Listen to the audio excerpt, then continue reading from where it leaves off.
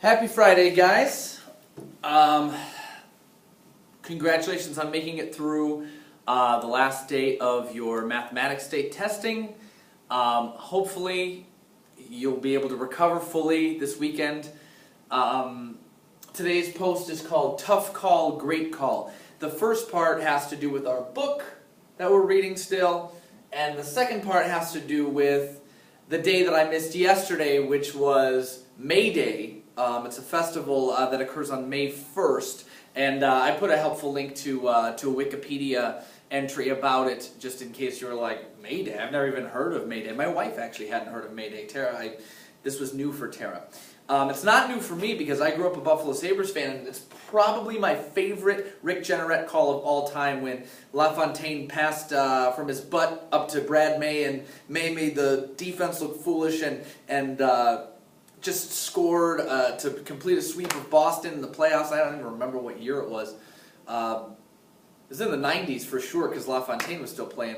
But Rick Jeanneret says, Mayday, Mayday. It's so... I actually put a video down at the bottom of this post in case you want to watch that and relive some of that glory, because let's face it, the Sabres aren't experiencing much glory recently. So, at any rate, back to Tough Call, because we talked about two separate kind of big hypothetical situations today during class as we were reading. And the first one was, Stephen is sort of in this weird limbo position where he doesn't want anybody to know about what's going on, yet he continues to snap at people, he continues to not do his work, he continues to just make a lot of decisions that are ultimately harming him.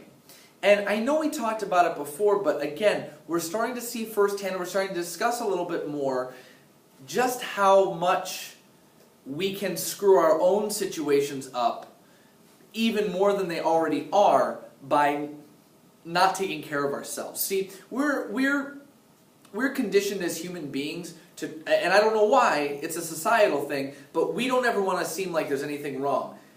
And so we won't go get help from anybody, even our friends, even our family, even people who are put in place to help us.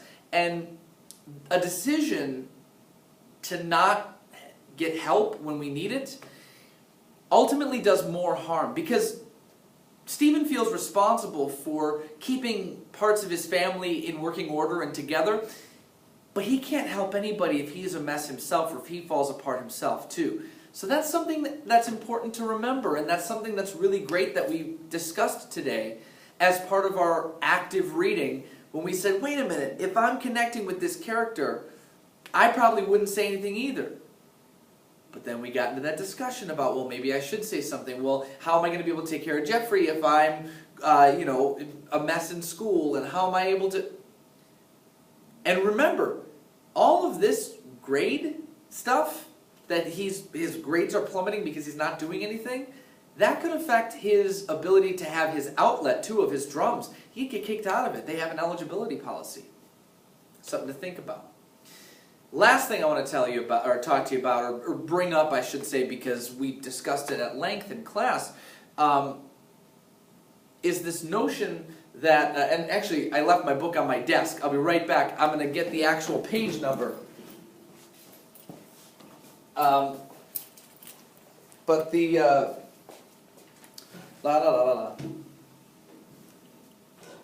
where is it? Okay. So Stephen is talking about how angry he is at Annette for telling Miss Palma about Jeffrey's cancer because he was trying to keep it a secret. But it came out in that meeting that Miss Palma had been told by a student. Now we later find out that it's Renee who told, which is crazy to us and to Stephen. He says, I can't believe she knows I'm alive. I wish I were dead because she knows and everybody knows and blah, blah, blah now. But at first, when Stephen thought it was Annette, I'm going to read you what he said. I was going to, for the next couple periods plus lunch, I sat around worrying about how much work I was going to have to make up and fuming about how Annette had known my secret all along and not told me and told the teacher. He gets really angry, and I asked you the question, I paused to ask you this question while we were reading. did Annette do the right thing? And obviously we learn now it was Renee and not Annette. Annette didn't know at all. But we had this discussion that stemmed from the question, did she do the right thing? And we had some people say yes, we had some people say no.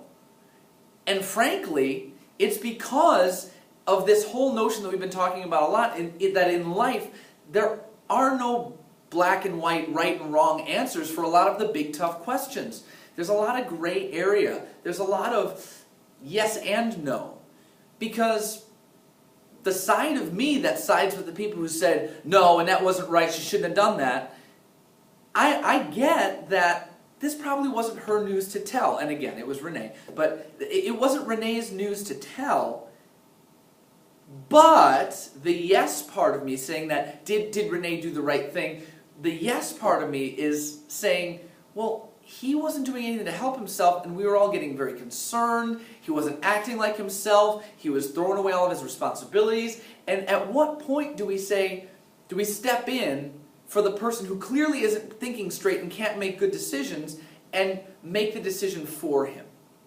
And so that's where we were weighing back and forth hypothetically, again, as an active reader connecting with the story and connecting with the characters. What would I do in that situation? Would I let Miss Palma know? Would I not let Miss Palma know to try to be a good friend and hope that he goes to her? Now, maybe a better solution would have been to go to him first and say, listen, I heard about your brother and I noticed that all this stuff is going on, but again, he and Renee don't have a super close relationship, so where does the comfort level come in? And that's the type of conversation we had. But I want you to know that as we're going through this, we are taking good hard looks and doing some quality thinking and quality writing and quality connecting, and we're starting to see Jordan Sonnenblick's purpose come through. There's a lot of themes coming up about what people do in times of crisis for the good and for the bad. Hopefully this message is coming across. Over the weekend, there are a lot of you, and I do have to say I'm disappointed in a lot of the classes so far, who just, some of the classes just did not follow through on their responsibilities and were not prepared today with the homework done.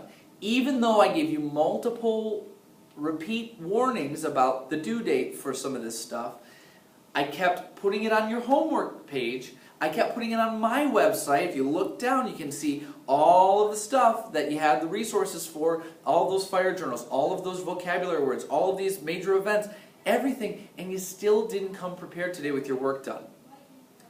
You got some catching up to do over the weekend. I didn't give you any reading because a lot of you need to play some catch up. Please do so. It doesn't take a lot of time, and it's worth it for the quality of reading you're going to do and for the quality of your grade ultimately when you get to the end of this quarter, which is the last quarter before you start 8th grade. Time to pick up those responsibilities. I've spent a lot of days praising your responsibility and work ethic, and you kind of made me look like a fool today. Please, get your stuff together, do it all over the weekend, come back on Monday, safe, healthy, rested, and prepared. Have a good weekend, guys.